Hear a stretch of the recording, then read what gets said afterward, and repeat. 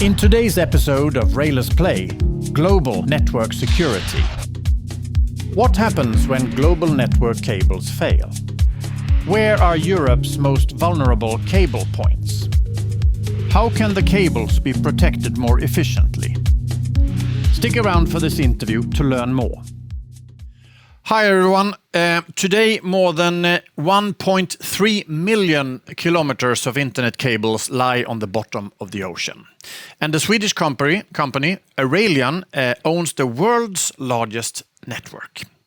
As Europe's security situation has shifted dramatically, Arelion has faced several suspected cable sabotages in the Baltic Sea. How do you protect the world's digital lifelines hidden beneath the waves? This is Rejlers Play, and this is Mattias Fridström from Arelion. Yep. Welcome to Rejlers Play, Mattias. Thank you very much. How are you? I'm actually really fine today. Yeah? Yep. Nice to see you here in the studio. You must tell us about yourself and Arelion, of course. No, absolutely. We used to be called Telia Carrier. We grew up in the Telia family. But then in 2021, Telia decided to sell us. So they sold us to a number of AP funds in Sweden. So now you could say that we're state-owned in Sweden. So a number of pension funds are actually owning us. A company called Polhem Infra, owned by the AP funds, is the owners of us. So 100% ownership is now with Sweden. Okay. And you know, we started around the late 90s, probably around 1998. And then since then, we've grown our network to become the largest internet backbone in the world. And you have been faithful.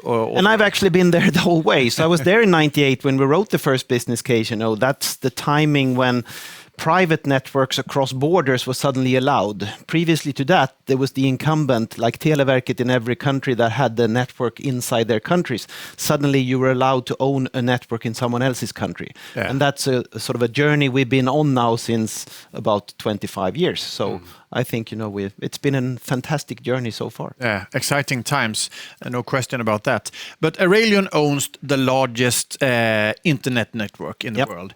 I don't think a lot of people know about that. No. It's probably one of these secrets that no one really has heard about. And the reason is, of course, that we have no reason to do TV commercials or anything like that, because we sell in one hand to the broadband and the mobile operators so that they can provide their traffic to their end users.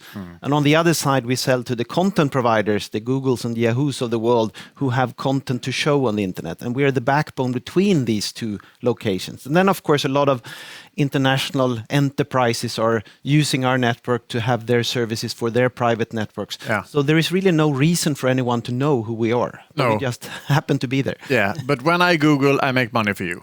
Exactly. Every time you play a game, you make money for us. You know? All right. You suddenly received a lot of attention in 2023 and again in the end of 2024 when alarms went off and your cables in the Baltic Sea were severely damaged.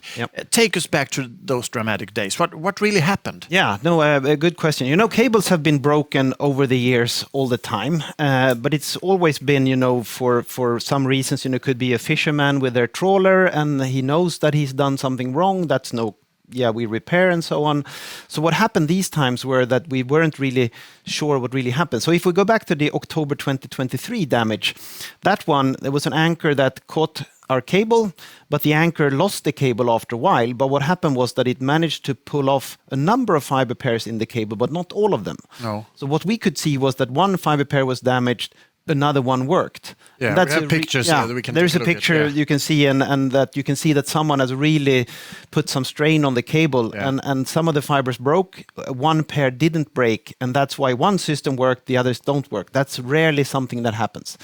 And the funny thing at that point in time, if it's called funny, but it's sort of, I read in the news that someone damaged the gas pipeline between Estonia and Finland, and there was also a sea cable broken next to it.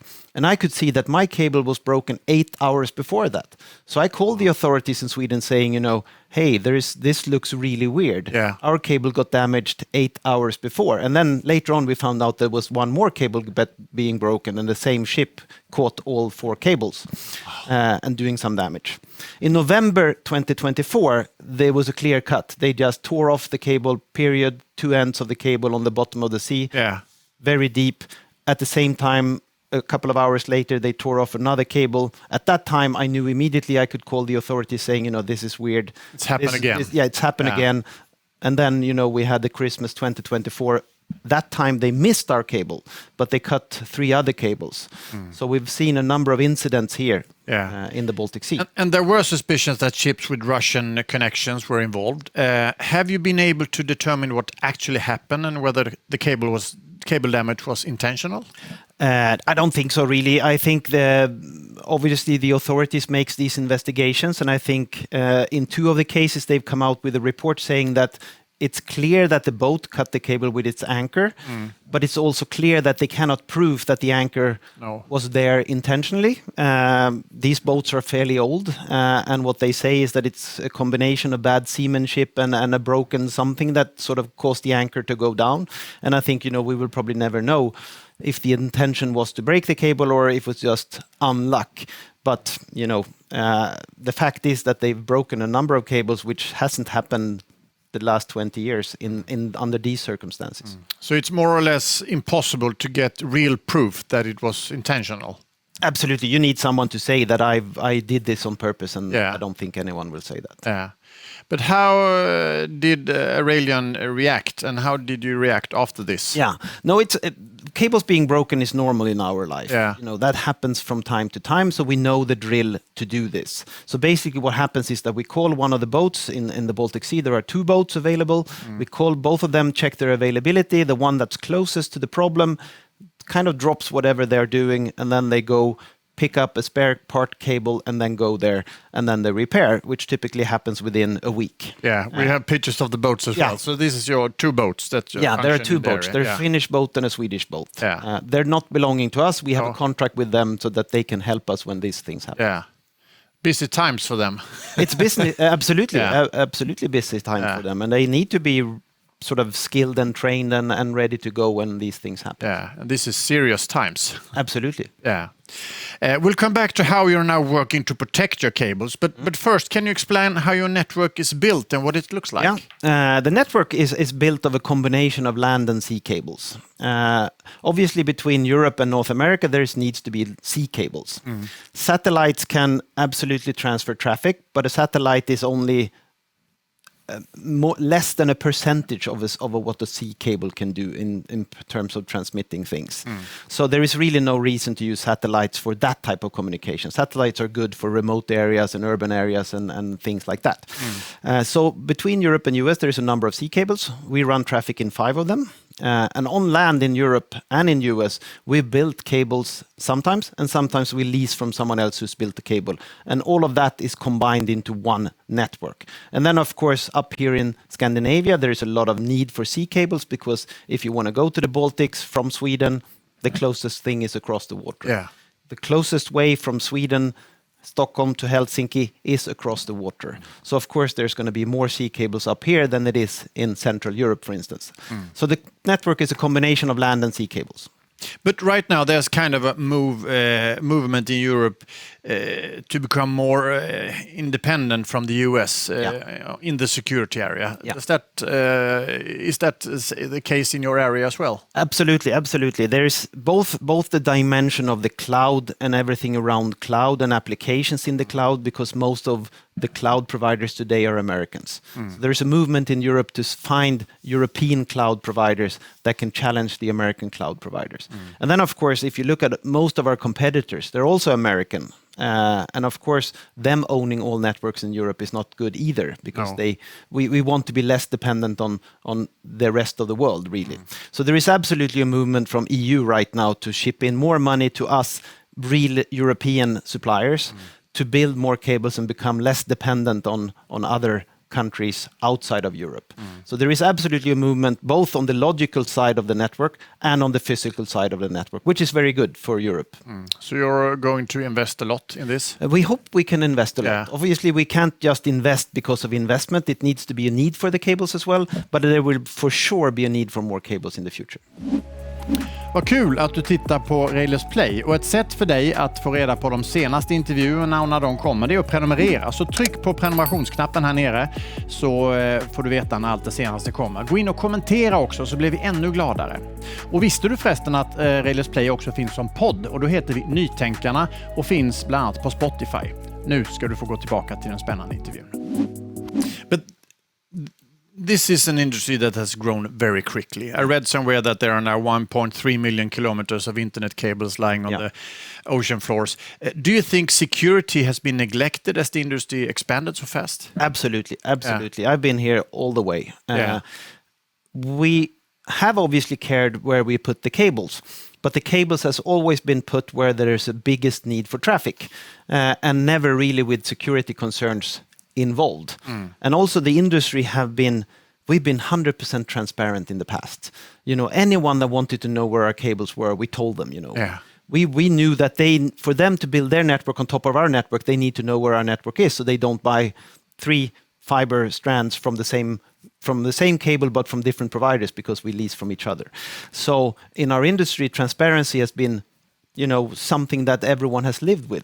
If you buy a sea chart, you will see all the cables on the sea chart. That's always been the case. And of course, we want that to be there so that no fisherman with his trawl catch a cable and damage the cable. We want them to be aware of where the infrastructure is. But that also means that everyone, of course, with bad intentions also know where the network is. If you want to damage the cables, it's kind of easy. It's kind of easy today. You can find that information. I think in Sweden, we had a program called Ledningskollen, which kind of gave you whatever you asked it, you got the maps of everything in that neighborhood. Today it's under more control. You need to have a reason for asking and so on.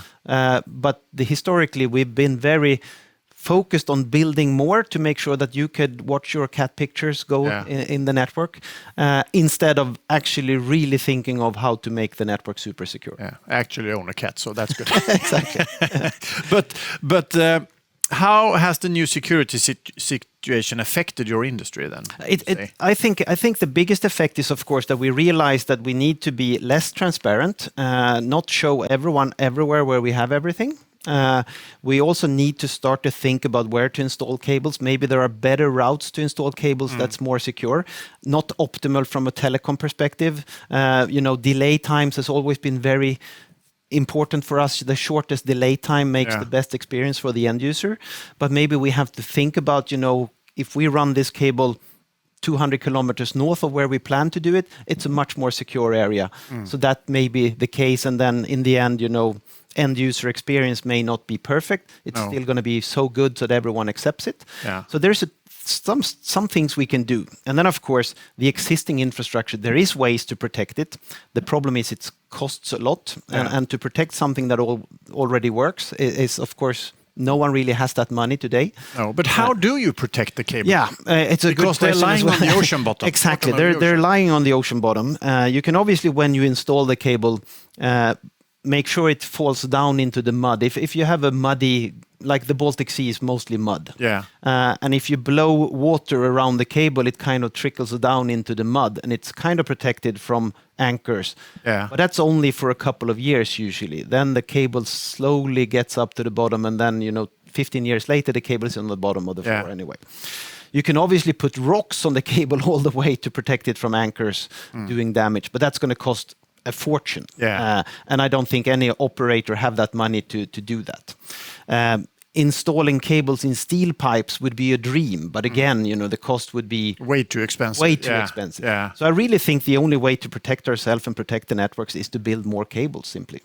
If you have more cables, because the way it works is, of course, when one cable is damaged, that traffic is then diverted to other cables.